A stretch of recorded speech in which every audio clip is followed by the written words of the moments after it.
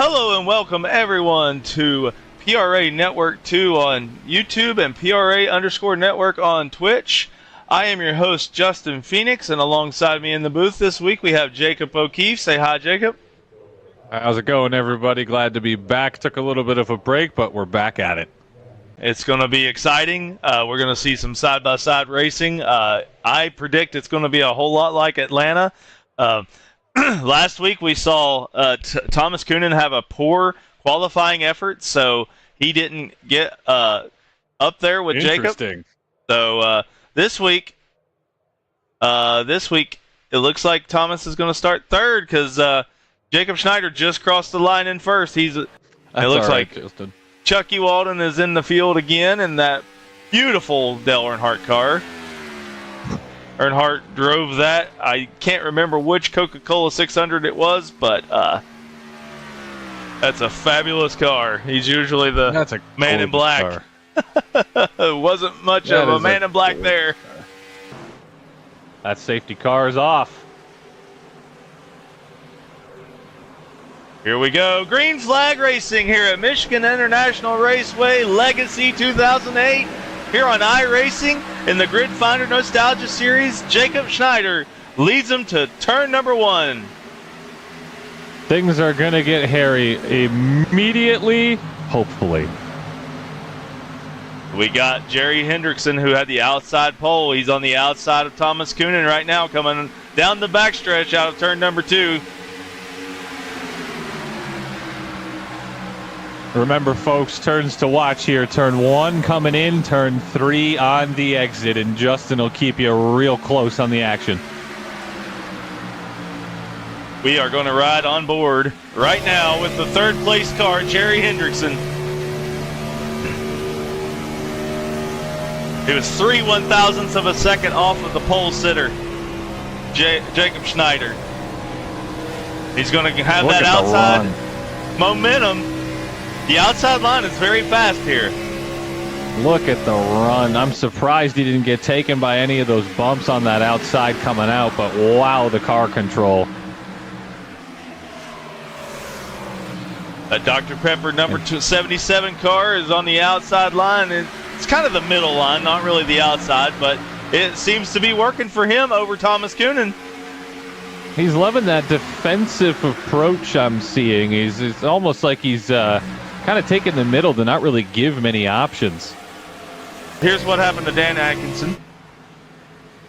Oh, wow! Oh. Wow, that right front went off the car and everything, and that wasn't a caution. Oh, there's a 4X. This is live. This is live right now. Chucky's off.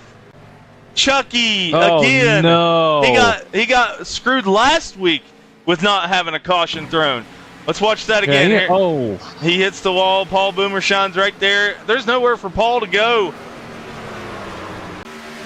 Hopefully one day I'll get there. Hopefully one day we'll be able to get out on a track. Yep, I've never been on the track myself. Oh, come on. We got to get you out there, too. Yeah, and I'm not very good on the sim either.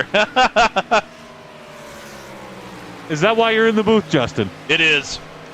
You don't want to see me on the track. I'll be crashing in front of the leaders and causing them big stink.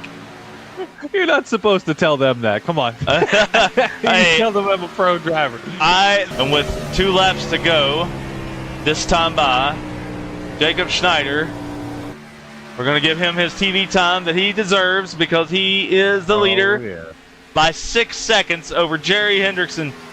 2 laps to go, penultimate lap. Schneider takes it into turn number 1 ahead of J.D. Biddle, who is a lap down. Just confidence. Just pure confidence. I'm probably going to hear that in the post-race interview as well. Most likely. And here we come. Look at it. To the front stretch. One more lap. It'll be 16 wins in a row on Monday night. Next time by. barring him spinning out and completely whiffing his entire race, in the next 45 seconds. He's got 16 in a row. Does anyone else have another driver with 16 in a row and this is the thing, at that skill level? You know, it's insane. And here we come to the checker flag. Race number he's doing that. Okay. Race number 4. It is Jacob Schneider. Having a little fun, isn't he? He's sliding it in there. Unreal. Jerry Hendrickson comes home in second. Thomas Coonan going to cross the line in third. Daniel Blanco in fourth. He was right behind Coonan. He was Lacey right is in there. fifth, and he's very slow. Third place, Thomas Coonan. Third place, buddy. This was a tough race for you. Give us some of your thoughts. How was it? I'm just not as good. Plainly simple. I tried to be in the True Crit Coatings number 18. Just didn't have it today. Just feels like I'm just not on the same page as Jacob every week, and just gonna have to live with it. And hopefully next week we might have pace, but it just seems like I'm not there right now. So. Hey, I mean, you're still second place in the points, Jacob O'Keefe. You got anything you want to say? Practice, dude. I haven't seen somebody hold off Jacob like that well with that much confidence in 4 races of watching and commentating. And while I might be relatively new to the area of stock car and NASCAR, man, you put on a show tonight for 30 friggin' laps. 31 laps. I was corrected on the broadcast by Justin, so good on you. And quick question for you. How did you find the surface on this? Was it as bumpy as it looked? 'Cause from my POV, you guys were bouncing around a few times pretty harshly. Yeah, on the track, quite honestly, with the way I set my car up or have my settings for the car, I mean, I have it set to where I don't feel the bumps as bad when I'm driving, but for some people it could be very bumpy. For some it could be a lot less, but to me it felt like the car was kind of bumpy. I felt the bumps, but it wasn't really an impact on how I was driving the corner or the track in general. But off the corners, definitely where I felt the bumpiness the most, and the track temperature and track surface change between the different gradients of the corners. But for the most part, it didn't feel bad to me, but I'm sure other people had some issues. I appreciate you, man. Thank you for the answer. And good racing, like I said. Hold your head up. You put on a show tonight. 31 laps ahead like that it is no small feat against a guy like that. You did good. All right, thank you. Thank you, Thomas. We'll see you next time. Absolutely. See you guys. See ya. Jerry Hendrickson, second place, buddy. Good job. You led 31 laps of this race. Give us some of your thoughts on the race. Man, it was a good race. It was a good run. Really like that track. Really like the way it flows. Just lost a second on the first pit stop, getting on and off pit road, and clean air means everything here. And just him being right on my nose just caused more looseness than I wanted. So I kind of fell back and rode and hoped I could do better on the second pit stop, and completely missed third coming off pit road. And took me a second to find it, so we lost this one on pit road. Definitely didn't even get a chance to kind of finish racing for it, but that's the way it goes sometimes. Jacob, you got anything you want to say? I got nothing to say. That was about as analytical as I was going to get. I was going to ask about pit road, and he answered my question before I could even say anything. Yeah, man, you put on a show there leading the first 31 laps.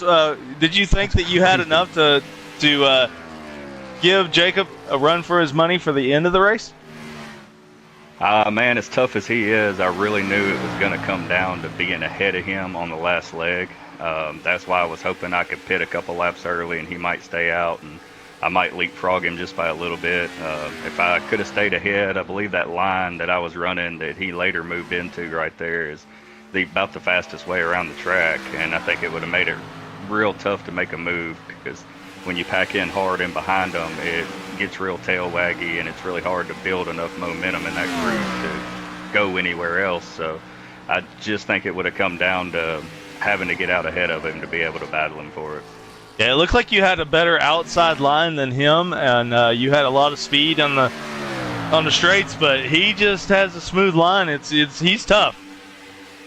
Oh, he's very smooth and he's very calculated, and he's really, really good at conserving his equipment. And, I mean, we're moving up a little every week, getting a little better every week. He didn't finish quite so far ahead. Maybe sooner or later we'll be within the same second bracket as him at the finish. Yes, sir. You got a second place. You went from fourth to third to now second. Maybe next week at Richmond you can get your first victory. Maybe. That would be great, man. That would be completely awesome. I like that track. Haven't been there in the Gen 4, so I'll do some practicing this week and see where we come out at. Yes, sir. Well, we appreciate you racing with us here in PRA, and we thank you in that Dr. Pepper number 77, 1776 Motorsports car. Unreal car. Thank you, guys, and we appreciate y'all and what you do up in the booth. Yes, sir. We'll see you next week. Take it easy. We have the one and the only Jacob Schneider with 16 wins in a row. He is currently on the victory circle. Buddy, 16 races in a row. Jerry Hendrickson, he led the first 31 laps of this race, pretty much. What was your strategy? My strategy changed there once I saw how good Jerry was.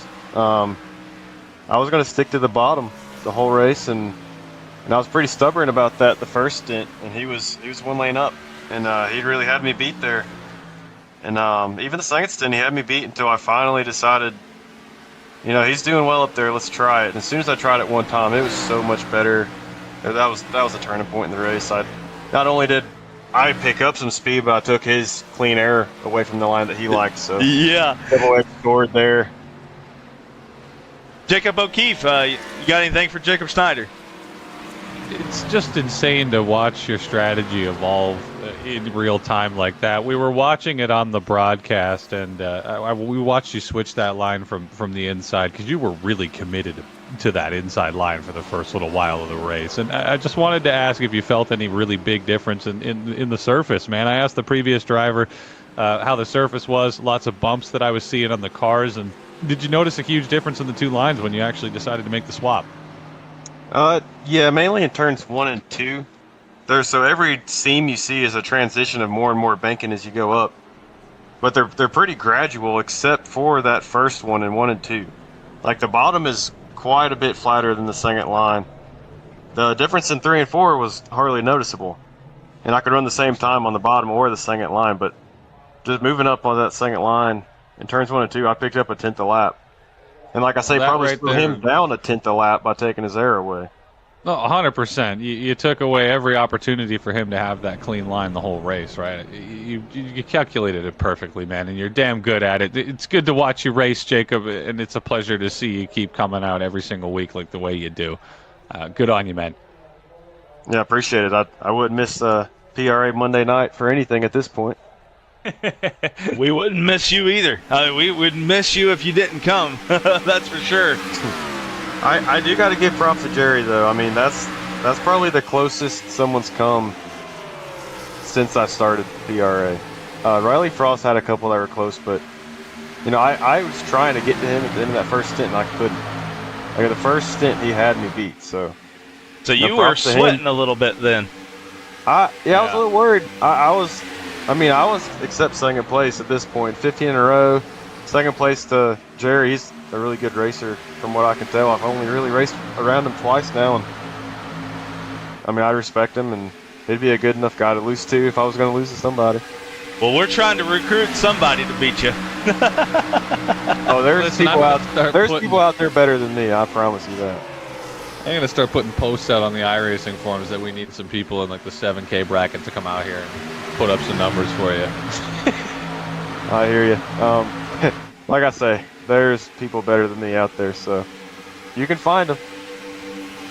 And with that, we appreciate you again, Jacob Schneider. Another win in PRA on Monday nights. You're still undefeated on Monday nights. So next week at Richmond, final thoughts on that. What are your thoughts on Richmond? I think it'll go like the rest of the season has gone so far. A lot of green, kind of spread out. Expected race kind of like Rockingham.